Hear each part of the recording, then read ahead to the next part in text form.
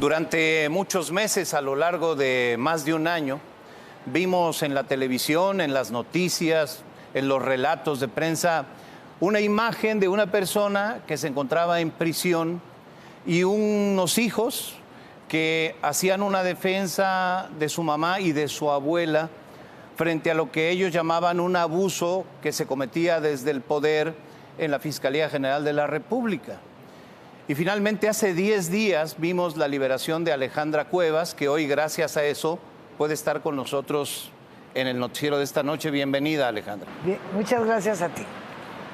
A ver, a 10 días de que fuiste liberada, ¿cómo ves en retrospectiva lo que pasó esos 528 que estuviste en prisión en Santa Marta, Catitla? Así es.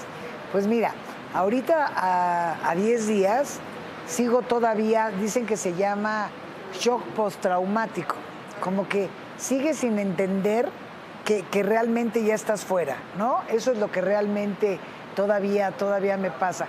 Pero ahorita que lo veo y pienso mucho en mis amigas, pienso mucho en las que se quedaron ahorita. Acabo de hablar con el familiar de una de ellas, que es la tercera de mis grandes amigas, que van a su audiencia pensando que las liberan. ¿Y qué crees? Llegan con la sentencia de 27, 28 años y los abogados de oficio les dicen que van a salir. Entonces, pues ha sido un shock el estar dentro, ver esa cantidad de historias y estar afuera, ya con mi familia, mi mamá, toda la felicidad. Pero sigo pensando en que hay que ayudar a estas personas. No puede ser que lo que me pasó a mí le pase a infinidad de personas. Déjame preguntarte, ¿qué fue lo que pasó de fondo con Alejandro Gertz? No sé qué relación tenían con él, hermano de Federico, pareja de tu mamá durante años. 52. 52 años, vamos, una vida entera. ¿Qué fue lo que pasó? Pues mira, es que nosotros tampoco supimos qué fue lo que detonó esto. Mi mamá y Federico vivieron 52 años juntos, pero 10 años antes fueron novios. La cosa es que mi mamá siempre dijo, yo hasta que no te cases tú, que era la menor de mis hermanos, yo ya me caso, me voy a vivir con Federico, porque nunca se quiso casar mi mamá. Entonces, esa era la idea, o sea, vivieron juntos, pero imagínate, no son 52, son 60 años. Entonces, llevan un matrimonio normal de una familia de ya personas mayores, pero los dos autosuficientes, tenían el servicio de su casa, todo normal. De repente Federico se cae un día, te cuento rápido, se cae un día, mi mamá dice hay que llevarlo al doctor, tiene cita con Alejandro para ir a firmar no sé qué cosa, Alejandro no quiere que mi mamá lo lleve al hospital, bueno, al doctor, no era al hospital, porque era una cosa pequeña. Total, se lo lleva, lo regresa y ya Federico no quiere ir al doctor. Y de ahí empezó Federico como a tener como un poquito como de que se veía raro, como de que mira, ahí vienen los duendes y hay unas cosas raras. Total. Le había afectado la caída. Definitivamente. Entonces, la única vez que yo participo, yo como hija, es una vez que lo acompaño a mi mamá, al chofer y a Federico, al médico, a que lo vea un psiquiatra. El psiquiatra lo ve y dice, pues no creo que sea eso, yo creo que ya trae un daño neuronal. Total, hágale esto y esto y esto. Se va mi mamá a su casa, yo a la mía, santo remedio. Pasan los días y como a los 15 días Federico empieza a toser, se empieza a sentir mal, mi mamá se alarma, me habla, llegamos todos a casa de mi mamá y ahí mismo mi mamá le habla a Alejandro y le dice, oye, ven a ver a tu hermano porque lo veo como raro, como enfermo. Llega Alejandro y dice, oye, pues sí está enfermo, pero ya ves que él no quiere ir al hospital. Yo te propongo que en ese momento no era fiscal, en ese momento era director de la Universidad de las Américas. Entonces le dice, yo te propongo que los médicos míos vengan a verlo. Y mi mamá dice, perfecto. Vienen los médicos, lo checan, dicen, compren estas medicinas y estas mismas que mi mamá se encarga de todo. Y en la tarde regresan los mismos médicos a ver cómo seguía. Y en la noche llega otro tercer médico, ¿no? Porque los dos eran los mismos mañana y tarde. Lo checan y va evolucionando. ¿Qué necesita esto? ¿Qué necesita lo otro? Y mi mamá se hacía cargo de todo. Yo en esa semana fui 2 veces a ver a mi mamá. La hija de Alejandro, que vivía enfrente de casa de mi mamá, va todos los días junto con el marido. Cosa extrañísima, pero ya estaban muy pendientes del tío. Total, no te hago el cuento largo, de repente, el sábado, estás hablando de 5 días, el sábado llega Alejandro, se lo lleva, así se lo lleva, que porque lo estamos intentando matar, mi mamá, mi hermana y yo, se lo lleva.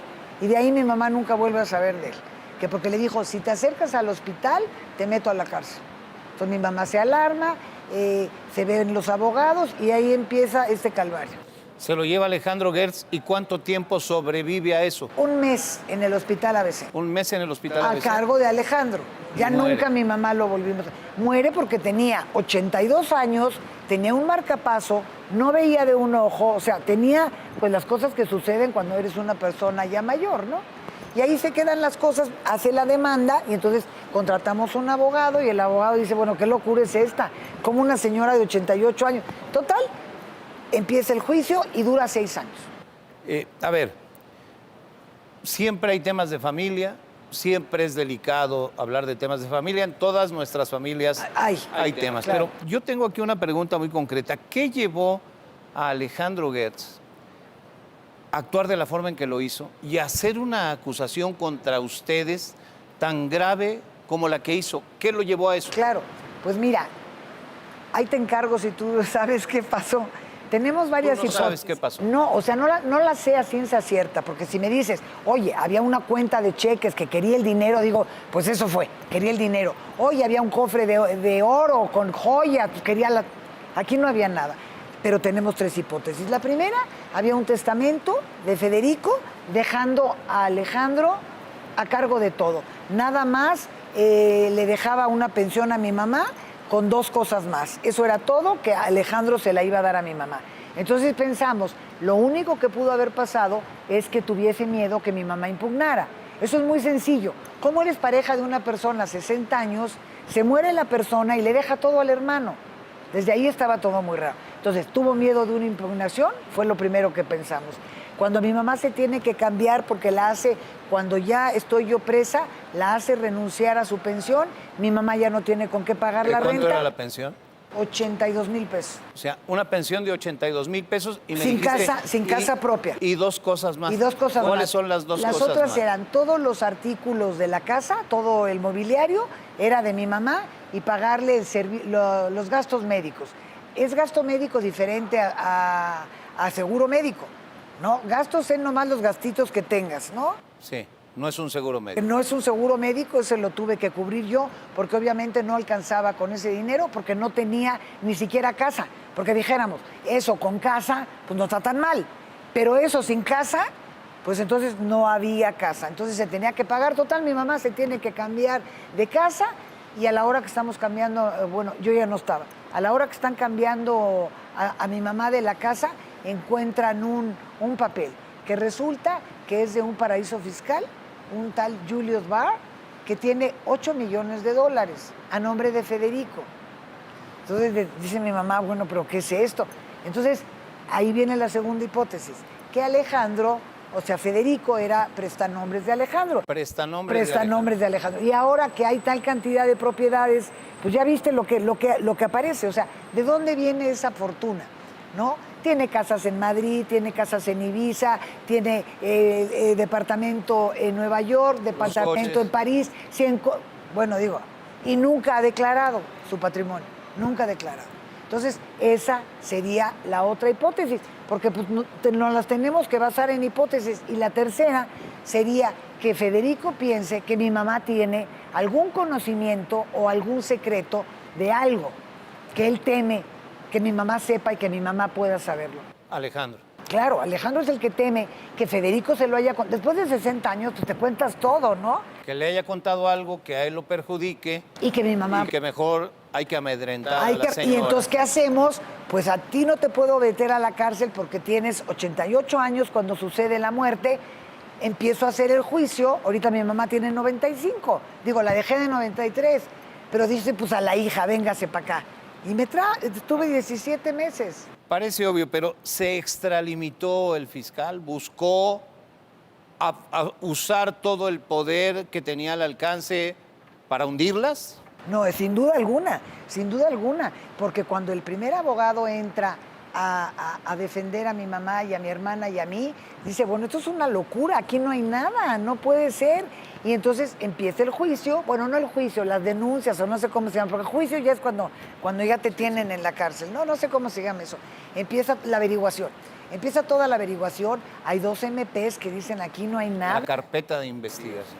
La carpeta de entonces los MPs dicen, aquí no hay nada, esto no es materia penal, y dicen que no, y se va yendo de instancia en instancia, y todo lo viene ganando el abogado, todo absolutamente lo gana el abogado, porque no hay manera. Hasta que, ¿qué crees? Llega Alejandro a la fiscalía, y entonces sí dice, a ver, vamos a mover todas estas fichas, ahora sí, a como yo las quiero mover. Y es lo que hace.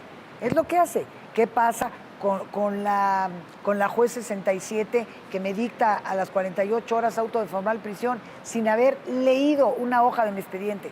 Porque no pudo haberlo leído, ¿no? ¿Qué pasa con el magistrado de la cuarta sala que me condena en la apelación? Cuando mi abogado, el nuevo abogado, presenta 28 agravios y solo contesta 6 y 2 parciales. O sea, ¿cómo pasa eso? Pues claro, pero ahora este magistrado que estaba en la cuarta sala, después de haber hecho eso, ¿qué crees? Tiene un superpuesto donde está a cargo 5 fiscalías de él. O sea... Recibió premio. Bueno, ¿no se te hace muy extraño? A ver, en lo que determinó la Suprema Corte de Justicia de la Nación, a pesar de que no impone una sanción a la Fiscalía de la Ciudad de México ni a la juez que resolvió, sí hace un señalamiento de que algo impropio hubo, ¿no? Claro. Algo impropio hubo en la Fiscalía de la Ciudad de México en tiempos de Claudia Sheinbaum y algo impropio hubo en la juez que dictó la orden de detención en contra de tu mamá y de ti. Claro. Orden de detención que solo se cumplió en tu persona. Ajá. Y también ¿Se torció la ley? Bueno, tú imagínate. Por eso es porque lo que la Suprema Corte, a la hora que está el caso dentro, pues dice, bueno, ¿aquí qué pasó? ¿No? Y como después de el marcador, ¿no? 11-0, o sea, no hubo ni siquiera la duda. Pero lo más chistoso de esto es que no nada más no soy culpable, sino que el delito no existe. O sea, ¿cuándo has escuchado una cosa de ese tamaño?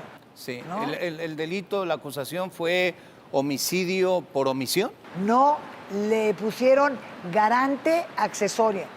Y resulta que no existe el delito, no existe. Esa forma penal no existe en la Ciudad de México. Garante accesoria. A ver, ¿a ustedes les hizo firmar Alejandro Gertz cosas para cederle la pensión, que era de tu mamá? Claro. Se la tuvieron que ceder. Claro, cuando yo ya estoy presa, se comunican con los hijos. Y le dicen, eso ya es una extorsión, y le dice, bueno, lo dio a entender, para que yo te pueda ayudar a sacar a tu mamacita, necesito que tu abuela me firme una renuncia de la pensión. Creo que eso no se puede, o sea, es imposible, pero bueno. La pobre viejita, van mis hijos y le dicen, Yaya, porque le dicen Yaya, mi mamá está en la cárcel, necesitamos que renuncies a la pensión, y mi mamá, yo les firmo lo que quieran, pero yo quiero a mi hija aquí o me voy a morir. Entonces, que nos firmes la pensión, la renuncia, mi mamá firma la renuncia, que me des todas estas cosas que está pidiendo. Dice mi mamá, pero si son de mi casa, yo las compré con él. Todo. Lo que había dentro de la casa, que era lo único que le tocaba. Que era lo único que le tocaba, porque así... Que renunciara a ello y se lo entregaron. Sí, que renunciara a la pensión. ¿Hicieron? Bueno, entonces mis hijos empacando. Dice mi mamá que le decía, ¿qué más quiere? Pues que quiere los platos de plata, pues que quiere las pinturas. Todos empacando con mi mamá. Y yo en la cárcel. ¿Se lo entregaron? Todo. Y luego... ¿También la pensión? También la pensión. Y luego 3,5 millones de pesos que había en una cuenta de cheques mancomunada. Mancomunada es que tu esposa está de acuerdo en que tú estés en la cuenta, ¿no? Sí. Y Federico se lo tuvo que entregar. Todo. Y ahí está. O sea, les quitó todo. Y ahí están los documentos de que se hizo. Pero además permaneciste 528 días. Claro, es que la idea era, dan eso. Y entonces yo veo de qué manera, porque él había dado toda la instrucción para que eso sucediera. Entonces dice, suelto a tu mamá, dan todo a estos pobres niños, y ¿qué crees? Que aquí se queda tu mamá otro ratito. Y así me quedé 528 días. ¿Qué te deja este episodio, Alejandra? A ver, tienes por un lado un abuso de autoridad de una persona que se excedió en sus funciones, en sus facultades. Claro. y que cometió incluso una extorsión para arrebatarles lo poco que tenían, a lo mejor pensando que ustedes sabían cosas que a él no le convenían. Tienes a tus hijos extraordinarios que dieron una gran batalla. Tienes medios responsables que tuvieron el valor, nos subimos claro, que tuvieron el valor de decirlo. A la idea de informar de esto. Y tienes una vida de 528 días en la cárcel. ¿Qué te deja esto? ¿Cómo es Alejandra Cuevas de antes a ahora? Mira, yo te puedo decir que llegó una Alejandra Cuevas a la cárcel y salió otra, pero salió otra más fuerte. Yo llego siempre con la idea de que dije, ¿yo qué voy a hacer en la cárcel? Cuando a mí me detienen y con engaños me suben al coche y mi hijo se desespera y echa de gritos, nunca me enseñaron la orden de aprehensión. Yo tenía un amparo, hago el paréntesis. ¿Cómo vas a estar en la cárcel con un amparo? O sea, fue violado absolutamente todo. Entonces, cuando yo entro, cuando voy en el coche le digo, oiga, ¿a dónde vamos? Y me dice Santa Marta. Y le digo, oiga, ¿qué es Santa Marta? La cárcel de mujeres. Y le dije, oiga, ¿cómo voy a ir a la cárcel? Si yo no he hecho nada. Total, véngase para acá, me dan una ropa vieja beige y me meten a detención. Y ahí me quedo 528 días. El primer día, que creo que fue el más difícil, yo únicamente repetí, no me van a romper el espíritu. No me va a romper el espíritu. Lo hacía en singular y lo hacía en plural. No me va. Y no me lo rompió. No me lo rompió porque todo el mundo me dice, oye, ¿de veras vienes de la cárcel? Pues, ¿qué en la cárcel? ¿Cómo las tratan? ¿O qué les pasa? Tú decides. Fue muy difícil, pero creo que salgo fortalecida, salgo con muchas ganas, sobre todo de ayudar. De ahí la idea de que ya mis hijos ya constituyeron la fundación, que quiero una fundación que desde cuando yo dije me voy, porque yo llego el viernes y digo el lunes me voy, es un sabadazo, cuando traigan mi amparo y traigan todo, y me dictan auto de formal prisión, dije, bueno, esto se arregla en 2, 3 meses. Cuando no se arreglaba, mis hijos decidieron echar a andar constituir, porque es un rollo de papeles y todo. Sí. Ya está constituida y la idea es ver de qué manera ayudamos a salir personas. A ver, tardó la justicia, llegó. Ya llegó. Sí, pero ¿Tu opinión de la justicia mexicana? Bueno, mi opinión de la justicia mexicana, pues todo depende de quién la imparta. ¿Sí estás de acuerdo? Porque, pues, bueno, yo nunca había estado involucrada en un caso de estos, pero bueno, lo que tenemos con el fiscal... Depende si tienes de enemigo al fiscal. Es lo que te digo. Pero mira, por ejemplo, tengo muchas amigas que no tienen enemigo al fiscal y también están ahí, pero ahí ellas, ¿por qué están? Porque no tienen defensa y porque no tienen dinero para pagar la defensa. De ahí la idea de la fundación, para ayudar a las personas a que salgan, ¿no? Esa es básicamente. Entonces, si me dices, ¿cómo salí? Salí más fortalecida, salí más fuerte, salí con más ilusión, con más ganas. Y tú sabes el orgullo que yo tengo de mis hijos. Yo sabía que eran unos seres maravillosos, pero como me dijo un amigo, maravillosos más no extraordinarios. Y son extraordinarios. Entonces, a mí, te digo una frase que leí hace muchos años que decía, lo que no te mata, te fortalece. Y sí, ¿eh? Bueno, es un hecho. Nos quedamos con eso. Nos quedamos con eso. Te agradezco muchísimo. Gracias por la confianza, gracias por venir al estudio.